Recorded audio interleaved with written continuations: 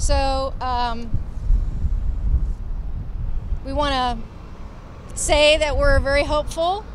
We thought the defense did a great job, not that they have to, but in explaining all the holes in the government's case. And we're very hopeful that the jury will now hunker down and do their job and find her not guilty. And we're very hopeful of that, and we leave Noor Salman's fate in their hands. How will you feel if the jury returns a verdict of guilty? We have tried not to think about or consider that, so we're not answering that because we want to hope for the best. We want to hope for fairness and justice, and fairness and justice means a not guilty verdict. How did you feel about the prosecution positing new theories today? It was not too surprising, since a lot of their case fell apart in the middle of the trial, and they had to come up with something to explain why half of the items in the confession were not only questionable, they were false. So it wasn't surprising, and we felt they were a little defensive when they came back in rebuttal, and so that's a good sign when they seem desperate. But you know, we're here to say, and we've said over and over every day, that Noor Salman is not capable of having participated in any way in this horrible crime, and the family feels horrible about what has happened. The first or second day, they asked me to take them to Pulse so they could put flowers at the site, and I encouraged them not to do so because we don't want to offend any family members. But Noor Salman is a victim of Omar Mateen. She's the first and hopefully the last victim of Omar Mateen. And, you know, we hope that the jury will render the right verdict here. Even though the case stayed in Orlando, we trust the people of Orlando who were chosen to sit on this jury to return a not guilty verdict. So why do you think Noor Salman did not call law enforcement before the attack just to say something may not be right? This is what people want to know. We've contended all along that Noor Salman did not know anything was going to happen. She never anticipated he was going to do anything. She never thought that anything was going on. She thought they were going to California to see her family, that her son was going to start school, that her husband was being generous during Ramadan, which is a time when you do good things for others.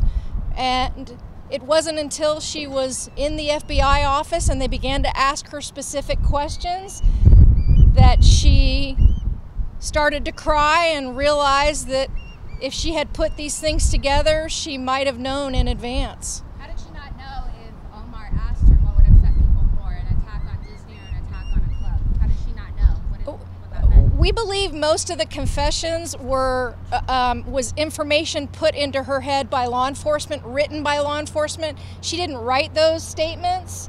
Those statements are not in her words. If you spend 15 minutes with Noor Salman, you would see that she wasn't capable of writing most of those words. Her English is not really that great, her grammar's not that great, her spelling's not that great. And we believe that over the course of this 11-hour interrogation, you know, 3 times as long as the lengthiest interrogation considered by law enforcement, that they put thoughts and ideas in her head, and a lot of the items in that are some facts weaved mostly with false information. Has Noor Salman herself accused the FBI of lying or writing those statements for her? She has said that due to a lot of pressure, some of which came out yesterday in Dr. Frumpkin's testimony, that she finally just agreed to whatever it was they wanted to hear. And that she agreed with the statements that they wanted to elicit from her so that she could leave and go home to her son. Susan, if found not guilty, what are her plans? She will return to California to be with her son.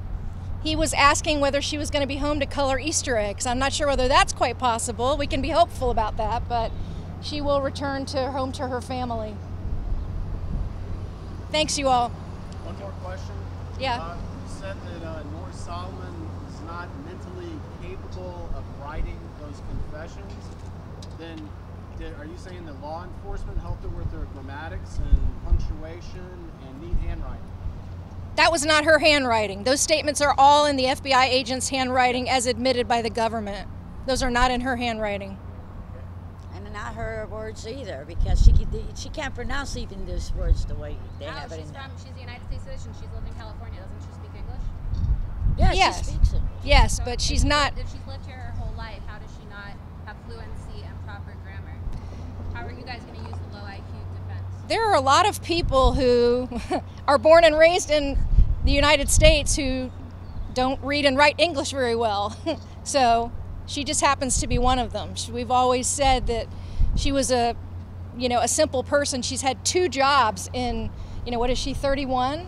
One as a cashier in Kmart where she was not successful, and one working in a daycare, taking care of children, which is what she's good at. And then you said that her son wants to color Easter eggs. Well, isn't Noor Salman Muslim? Why is she celebrating Easter? Because we believe in all religion.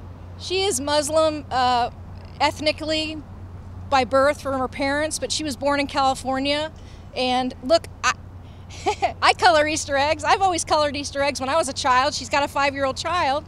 But are you They want Muslim?